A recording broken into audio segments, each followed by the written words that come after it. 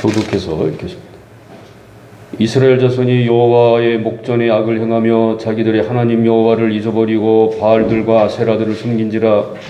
여호와께서 이스라엘에게 진노하사 그들을 메소포타미아 왕 부산 기사다임의 손에 말았으므로 이스라엘 자손이 부산 기사다임을 8년 동안 섬겼으니. 이스라엘 자손이 여호와께 부르짖음에 여호와께서 이스라엘 자손을 위하여 한 구원자를 세워 그들을 구원하게 하시니 그는 곧 갈렙의 아우 그나스의 아들 온니엘이라. 여호와의 명령이 그에게 가셨으므로 그가 이스라엘을 사사가 되어 대하여 싸울 때에 여호와께서 메소포타미아 왕 부산 기사다임을 진노해 주시매 온니엘의 손이 부산 기사다임을 이기니라. 그 땅이 평안한 지 40년에 그나스의 아들 온니엘이 죽었더라. 이스라엘 자손이 또 여호와의 목전에 악을 행하리라. 이스라엘 자손이 여호와의 목전에 악을 행하고 여호와께서 모압과 에글론을 방탕하게 하사 그들을 대적하게 하시매 에글론이 암몬과 아말렉 자손들을 모아 가지고 와서 이스라엘을 쳐서 종려나무 성읍을 점령한지라. 이에 이스라엘 자손이 모압과 에글론을 열어 떼어낸 승리니라.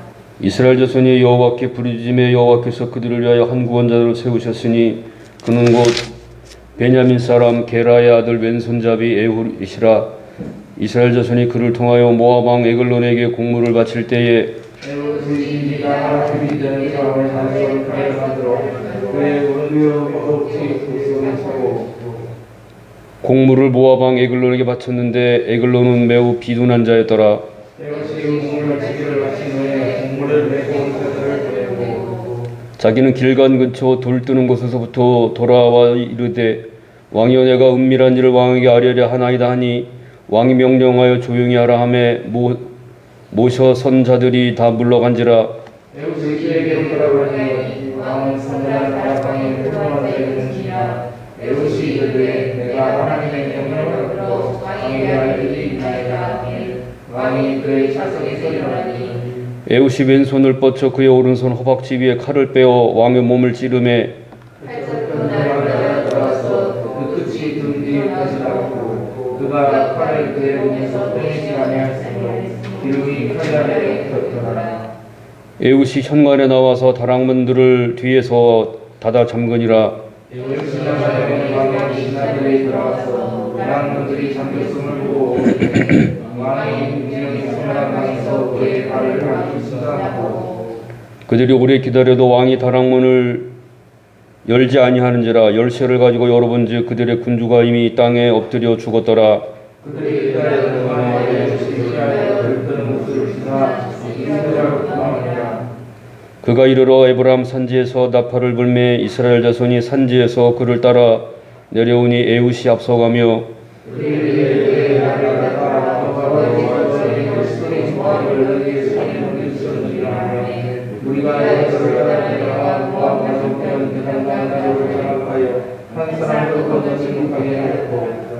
그때에 모압 사람 약 10,000명을 죽였으니 모두 장사여 모두 용사라.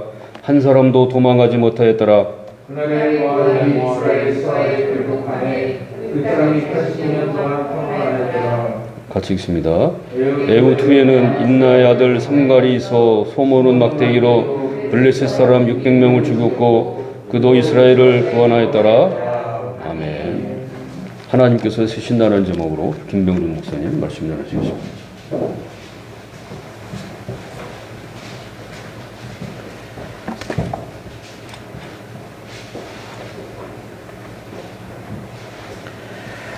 하나님께서 온 세상 만물을 만드셨다. 우리는 그렇게 고백을 합니다. 하나님께서는 목적과 이유가 있어서 세상 만물을 만드신 거죠. 예를 들어서 어느 공장에서 제품을 생산한다. 그냥 심심해서 만들었어. 그냥 할 일이 없어서 만들었어. 그런 경우는 없죠. 공장에서 제품 만들 때는 수요를 파악하고 이걸 만들면 돈이 되겠다 해야 제품을 만드는 겁니다. 그냥 심심해서 손해가 나도 괜찮아 이런 식으로 제품을 만드는 경우는 없죠. 충분하게 시장 조사를 하고 되겠다 싶으면 제품을 만들어냅니다. 마찬가지로 하나님께서 온 세상을 만드시고 또 저와 여러분을 만드실 때 그저 어쩌다가 우연히 만든 게 없어요. 다 목적이 있고 이유가 있죠. 하나님께서 만드신 사람을 만드신 목적이 뭡니까? 쓰기 위함이죠.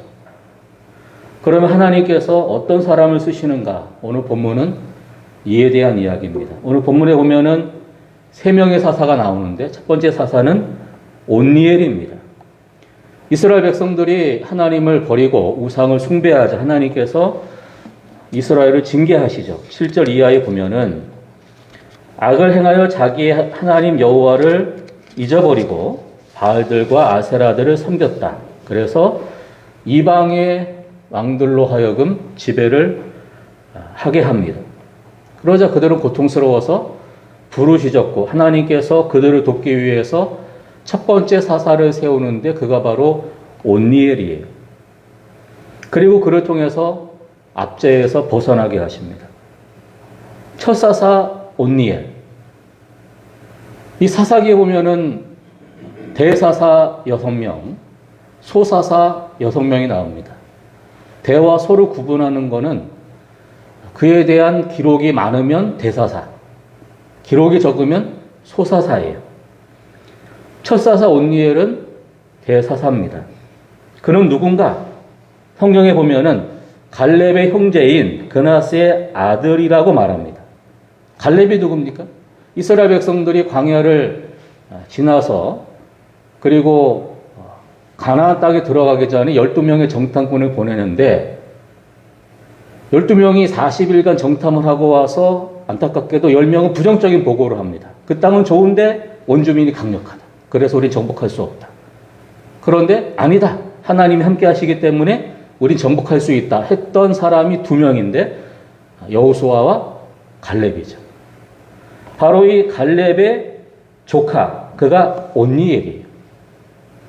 그는 이미 사사기 1장에 한번 등장을 하는데 갈렙이 말하기를 기럇 세배를 쳐서 그것을 점령하는 자에게는 내 딸 악사를 아내로 주리라 하였더니 갈렙의 아우 그나스의 아들인 온니엘.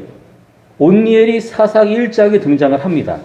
그리고 3장에 또 등장을 하는데 그때도 용감하게 나가 싸워서 그 땅을 정복하죠. 온니엘의 이름 뜻은 뭐냐면 하나님은 능력이시다. 하나님은 나의 힘이시다. 그게 온니엘의 이름 뜻이에요. 하나님의 능력을 믿고 용감히 나갔던 사람이 온니엘인데 그런데 갈렙이나 온니엘은 정통 이스라엘 사람이 아닙니다. 우리나라도 지금 다민족 국가가 되고 있죠. 알게 모르게 혼혈 결혼이 많지 않습니까? 제가 어렸을 때만 해도 사실 그런 경우는 드물었어요.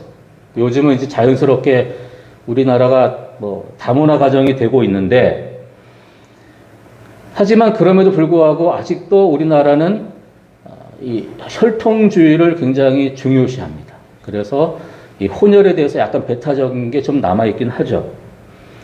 이스라엘도 혈통을 굉장히 중요시해요.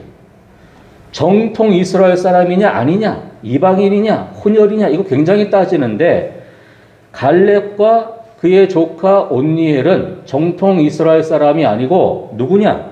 에돔 족속이에요. 에돔. 에돔이 누굽니까? 에돔은 에서의 별명이죠. 야곱과 에서는 쌍둥이죠. 형이 에서고 동생이 야곱이에요. 둘 다 한 민족을 이루는데 에서는 그 별명이 에돔이고 에돔이라는 국가를 형성하죠. 그리고 야곱은 이스라엘이라는 국가를 형성하는데 안타깝게도 쌍둥이인 두 형제는 사이가 그렇게 좋지 않았어요. 늘 적대적인 관계였는데 그런데 바로 그 갈렙과 온니엘이 그 에돔 출신이라 이거예요. 쉽지 않은 상황이죠. 이방인이고 더더군다나 이스라엘과 불편한 관계에 속한 나라 사람이에요. 우리나라로 치면은 일본 사람이죠. 일본 사람. 가깝지만 좀 불편한 게 일본 아니겠어요? 하지만 그들은 귀하게 쓰임 받았고 그래서 온니엘이 첫 사사가 되어서 하나님의 큰 일을 하게 된 것을 보게 됩니다. 의외의 경우가 아닐 수가 없어요. 두 번째 사사는 에훗입니다. 에훗. 이스라엘이 또 태평성대를 누리니까 또 타락하죠. 그래서 또 부르짖습니다. 그래서 두 번째 사사를 세우는데 그가 에훗이에요. 그런데 이 에훗을 설명할 때 한 단어를 쓰는데 그게 뭐냐면은 사사기 3장 15절에 그들을 위하여 한 구원자를 세우셨으니 그는 곧 베냐민 사람 게라의 아들 왼손잡이 에훗이라. 여러분 중에 왼손잡이 있습니까? 우린 대부분 다 오른손잡이고 대부분의 물건들이 오른손에 맞춰져 있어요. 군대 가서 소총도 다 오른손에 맞춰져 있지 왼손에 맞춰져 있지 않아요. 대부분의 물건들이 다 오른손에 맞춰져 있어요. 그러니까 왼손잡이는 사실 불편하고 어렸을 때 왼손을 쓰면 부모님한테 혼났어요. 오른손 쓰라고.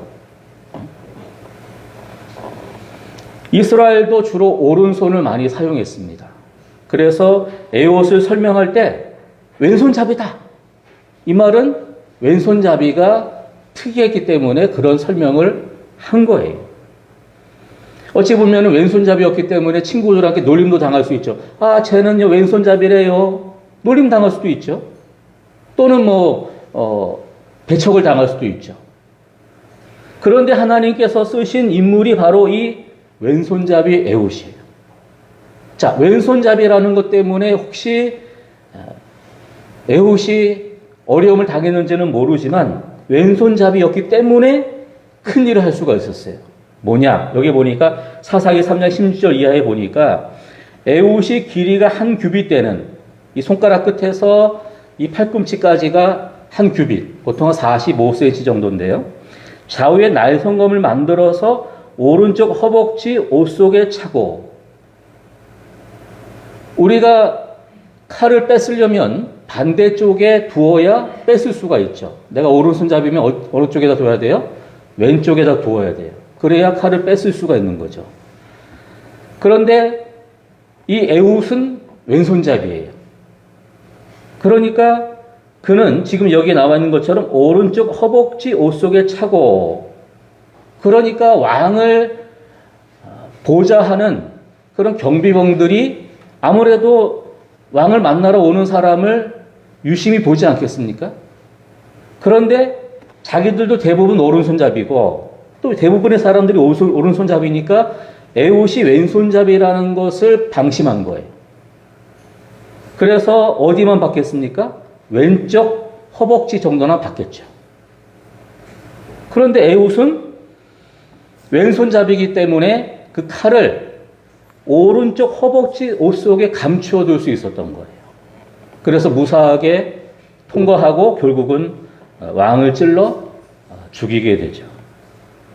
왼손잡이였기 때문에 가능했던 전략 방법이었습니다. 세 번째 사사는 삼갈이에요. 그에 대한 내용은 한 줄입니다. 31절. 에훗 후에는 아낫의 아들 삼갈이 있어 소몬의 막대기로 블레셋 사람 600명을 죽였고 그도 이스라엘을 구원하였더라. 이 사람은 정통 이스라엘 사람이 아닙니다. 그리고 군인도 아니에요. 왜냐하면 사용한 무기가 뭐예요? 소모는 막대기. 이 당시 소모는 막대기는 약 2.5m의 둥글고 두꺼운 막대기입니다. 한쪽 끝에는 소를 찌를 수 있도록 뾰족하게 되어 있고 다른 쪽에는 조그만 삽이 달려있는 그런 농기구예요. 이걸 가지고 600명을 죽였다. 한번 생각을 해보세요. 쉽게 말해서 육박전을 해가지고 맨주먹으로 600명 죽였다는 거예요.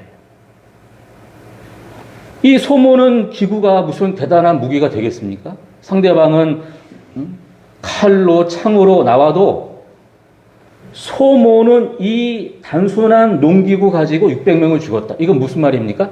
하나님의 도우심이었다는 거죠. 단순히 그가 대단한 무술이 있어서 대단한 능력이 있어가지고 이긴 게 아니고 하나님의 도우심으로 이겼다. 이걸 보여주는 표현이 소모는 막대기로 블레셋 사람 600명 죽였다. 그 얘기하는 거예요. 자, 오늘 세 명의 사사를 보면은 공통점이 뭡니까? 세상적인 기준으로 볼 때 완벽하지 않다는 거예요. 우선 온니엘은 이방인이고 에훗은 왼손잡이고 삼갈은 이방인이면서 평범한 농부였어요. 그런데 하나님은 그들을 사사로 사용하시고 그들을 통해서 하나님의 일을 하십니다. 여러분, 우리가 하나님께 쓰임받기 위한 조건이 뭡니까? 물론 탁월성도 필요하지만, 그러면 탁월한 사람만 쓰임받느냐? 그러면 1차적으로 저는 쓰임받을 수가 없어요. 세상에 탁월한 사람이 얼마나 많습니까? 그런 사람들만 쓰임받느냐?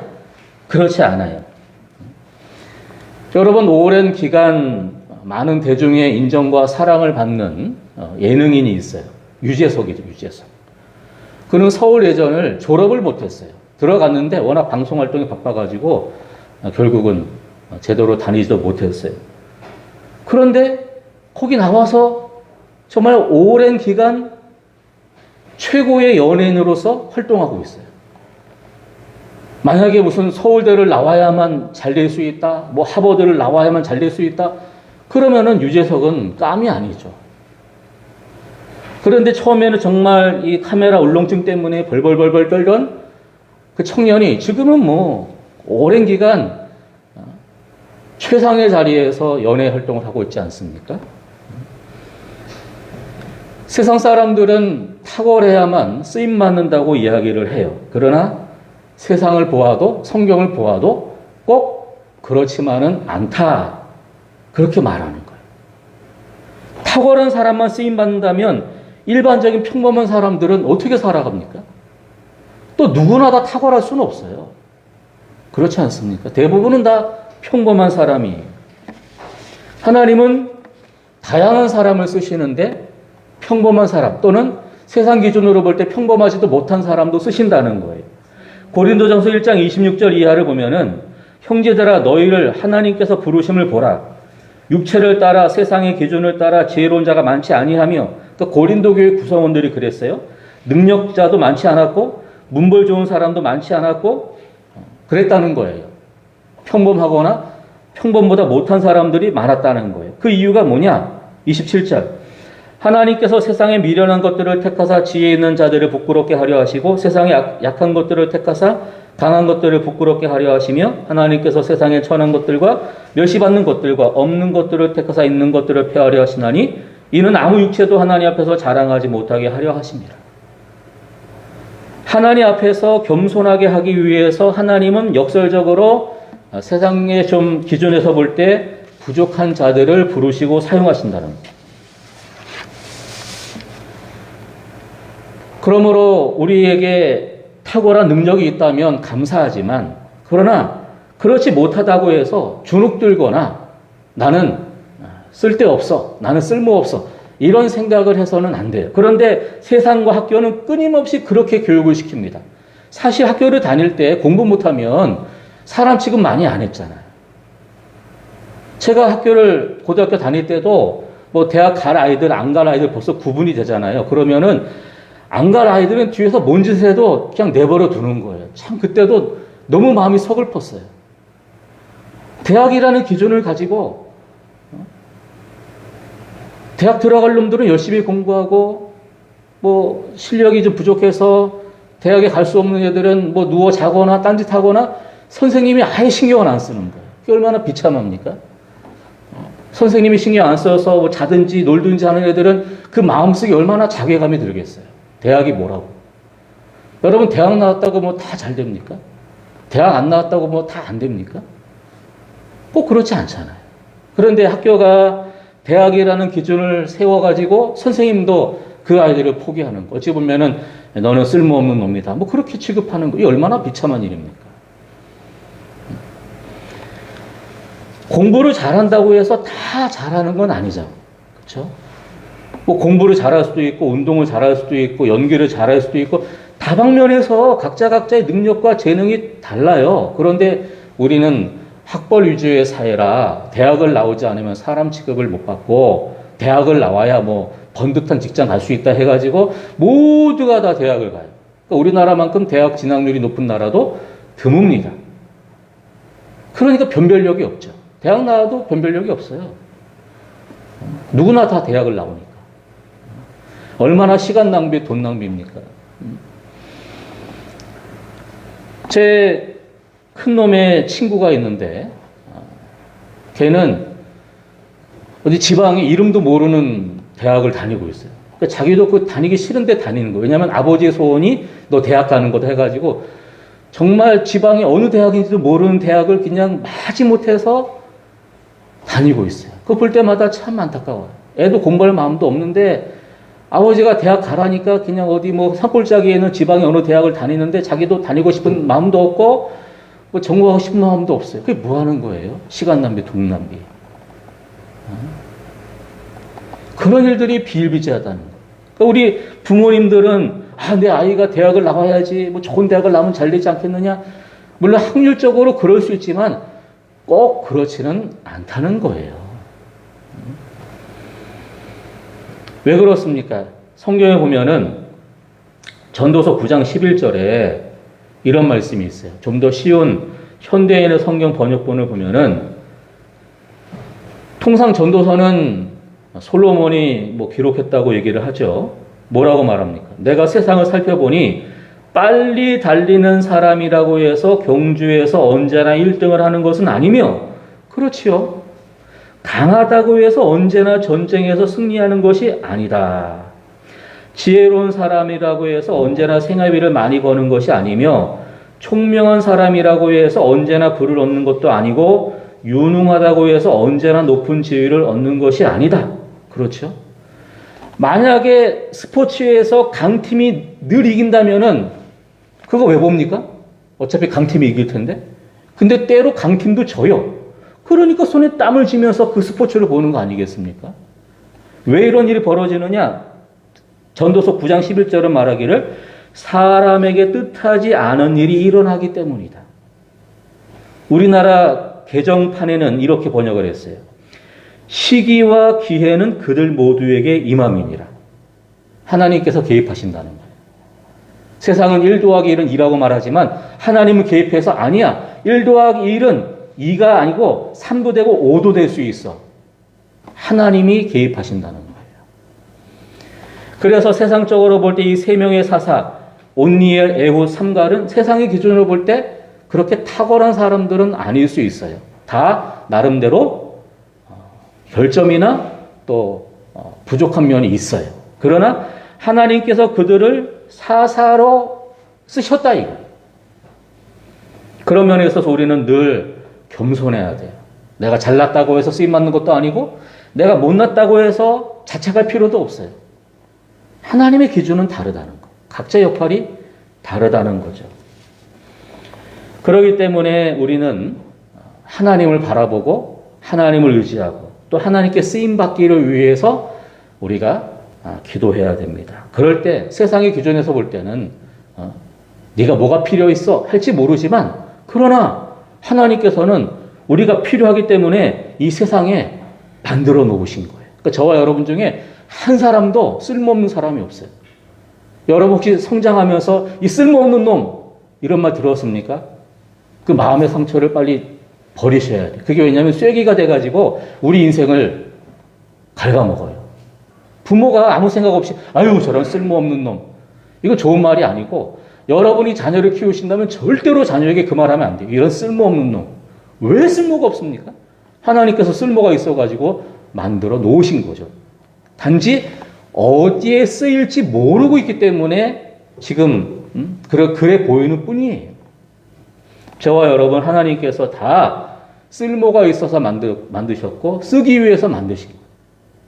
세상 기준으로 볼 때는 내가 좀 부족하다 해서 주눅들지 말고 각자 영역에서 하나님의 영광을 위해서 귀하게 쓰임받는 저와 여러분들 될 수 있기를 바랍니다. 기도하겠습니다. 하나님 세상의 기준으로 볼 때는 잘난 사람들만 필요한 것처럼 보이나 그러나 신앙의 관점에서 보면 그렇지 않습니다. 오늘 살펴본 세 명의 사사는 세상 기준으로 볼 때 완벽한 자가 아니었지만 하나님은 그들을 쓰셨습니다. 우리도 귀하게 사용하여 주옵소서. 감사드리며 예수님의 이름으로 기도하옵나이다. 아멘.